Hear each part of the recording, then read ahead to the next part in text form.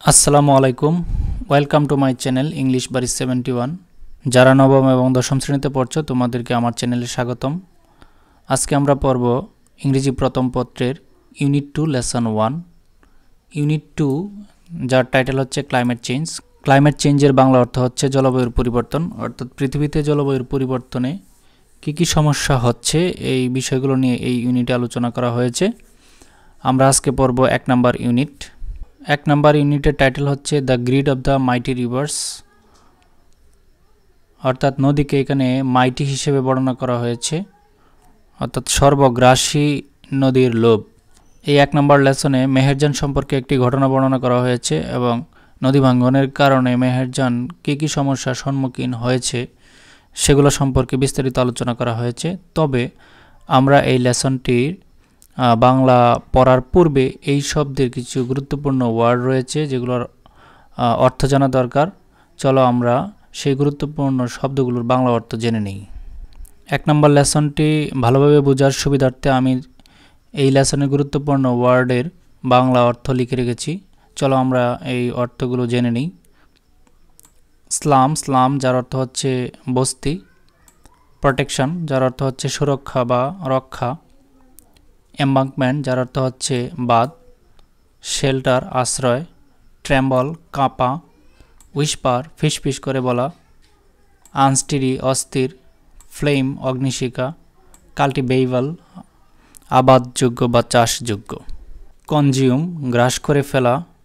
Turmoil যন্ত্রণা। Demolish ধ্বংস করে দেওয়া। বুশ ঝোপ। মনসুন মৌসুম বা বর্ষার মৌসুম। ক্রুয়েল নির্দয় বা নিষ্ঠুর। হাঙ্গার ক্ষুধা। পেইন যন্ত্রণা বা ব্যথা। গ্রিডি লোভী। শেল্টার শাটার ভেঙে গুঁড়িয়ে দেওয়া। ইরোজন ভাঙন। হার্শ নির্মম। এস্টিমেট হিসাব করা। ক্লাইমেট জলবায়ু। রোয়ার গর্জন করা। পভার্টি দারিদ্রতা। ক্যাটেল গবাদি পশু এবং রিমাইন্ড যার অর্থ হচ্ছে মনে করিয়ে দেওয়া। প্রিয় শিক্ষার্থীরা, তোমরা এই ওয়ার্ডগুলো লিখে রাখতে পারো অথবা তোমরা একটি স্ক্রিনশট দিয়ে রাখতে পারো।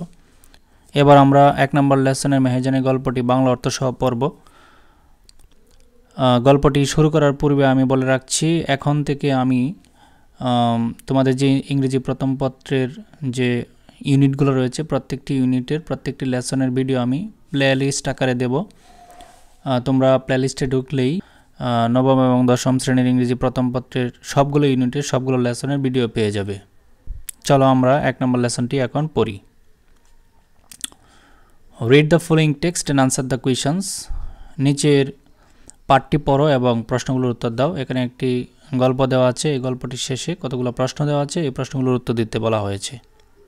Meherjaan lives in a slum on the Sirajganj town protection embankment, অর্থাৎ মেহেরজান যাকে নিয়ে এই গল্পটি সাজানো হয়েছে, মেহেরজান সিরাজগঞ্জ শহর প্রতিরক্ষা বাঁধের একটি বস্তিতে বসবাস করে।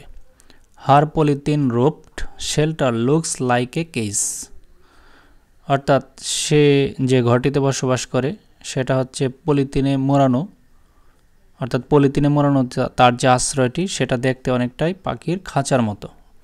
এই যে এখানে দেখো দুইটা ছবি দেখা যাচ্ছে, এখানে ভাঙ্গাচোরা দুইটি ঘর দেখা যাচ্ছে এবং এই ঘরের সামনে যে একটি মহিলা বসা আছে সেই হচ্ছে মেহেরজান। শি ইজ নিয়ারলি 45, তার বয়স প্রায় 45 বছর, but looks more than her age, কিন্তু তার যতটা বয়স তাকে দেখতে তার চেয়েও বেশি মনে হয়।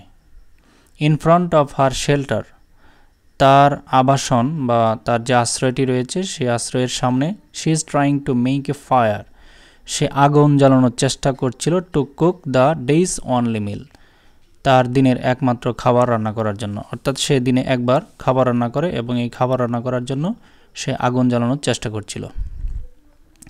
হার উইক হ্যান্ডস ট্রেম্বল, তার যে দুর্বল হাতগুলো সেগুলো কাঁপছিল।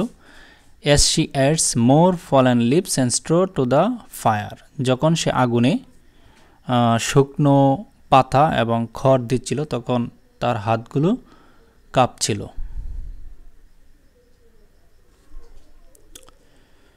The whispering whine from the river Jamuna, অর্থাৎ যমুনা থেকে আসা ফিসফিস যে বাতাস,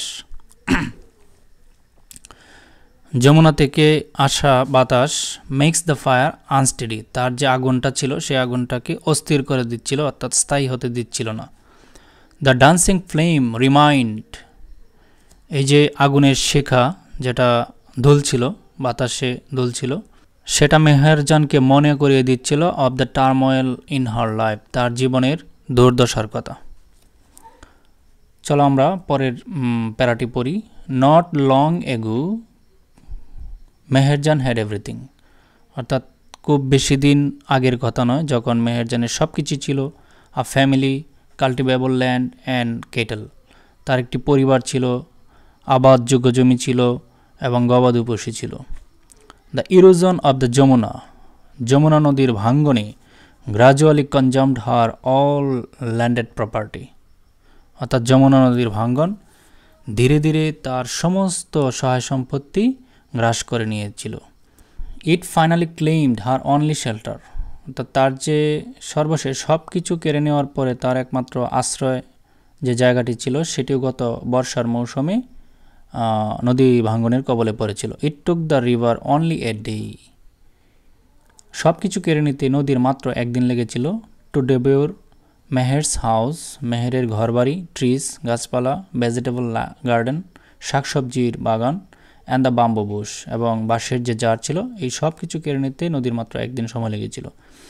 she had a happy family once, একদা তার একটি সুখী পরিবার ছিল। ওভার দ্য ইয়ার্স, কিন্তু কিছু বছরের মধ্যেই শি লস্ট হার হাজব্যান্ড, সে তার স্বামীকে হারায়, অ্যান্ড হার ফ্যামিলি, তার পরিবারকে হারায়। টু ডিজিজেস, রোগের কবলে পড়ে। That cruel hunger and poverty ব্রট to the family, অর্থাৎ তার পরিবারে দারিদ্রতা এবং ক্ষুধার কারণে যে নিষ্ঠুর রোগ এসেছিল, সেই রোগের কারণে সে তার স্বামী এবং পরিবারকে হারায়। নাও, এখন বা বর্তমানে, she is the only one left to live on, সেই তার পরিবারের একমাত্র জীবিত ব্যক্তি।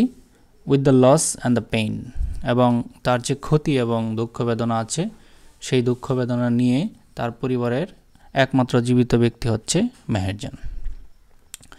The greedy Jamuna has shattered, এই লোভী যমুনা সব কিছু চূর্ণ বিচূর্ণ করে দিয়েছে। হার ড্রিমস, কী কী চূর্ণ বিচূর্ণ করে দিয়েছে? তার স্বপ্নকে, অ্যান্ড হ্যাপিনেস, তার সুখকে, অর্থাৎ এই লোভী যমুনা তার স্বপ্ন এবং তার সুখকে চূর্ণ বিচূর্ণ করে দিয়েছে। এবার আমরা দেখব সর্বশেষ প্যারায় কী আছে। There are thousand others waiting to share the same fate like Meherjan, অর্থাৎ মেহেরজানের বর্তমান যে পরিণতি, সেই সেম পরিণতি ভোগ করার জন্য হাজার হাজার লোক অপেক্ষা করছে। Bangladesh is a land of rivers, Bangladesh হচ্ছে একটি নদীমাতৃক দেশ। সাম অফ হোস, যে নদীগুলোর কিছু কিছু বাঙ্ক অর্থাৎ পার বা তীর, ওভারফ্লো উপচে পড়ে, অর ইরুড ভেঙে পড়ে ডিউরিং মনসুন, বর্ষার মৌসুমে। Erosion is a harsh reality for the people living along the river bank, অর্থাৎ নদীর তীরে বসবাসকারী লোকজনের জন্য নদী ভাঙ্গন হচ্ছে একটি নির্মম বাস্তবতা।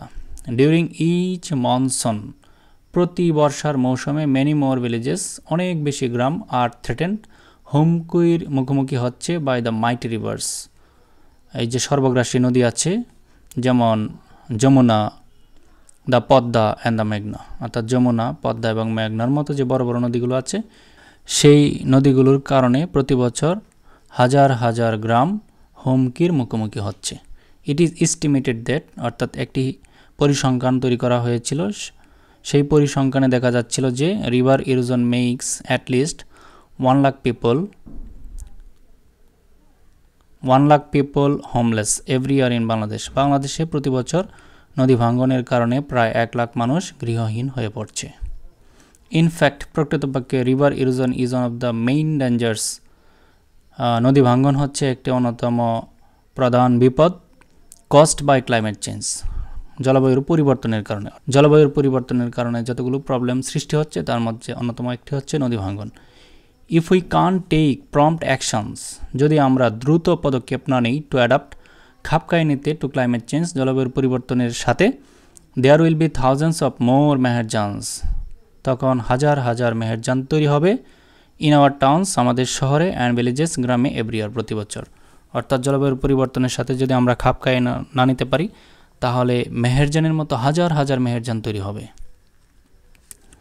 তো প্রিয় শিক্ষার্থীরা, এই ছিল তোমাদের ইংরেজি প্রথম পত্রের ইউনিট 2 এর লেসন 1 এর মেহেরজানের গল্পটি। আশা করি আমি গল্পটি বাংলা অর্থ সহ ভালোভাবে বোঝাতে পেরেছি।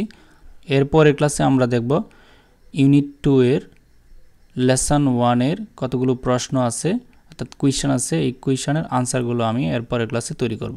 ততক্ষণ পর্যন্ত তোমরা ভালো থাকবে। আমার সাথে থাকার জন্য ধন্যবাদ। আসসালামু আলাইকুম।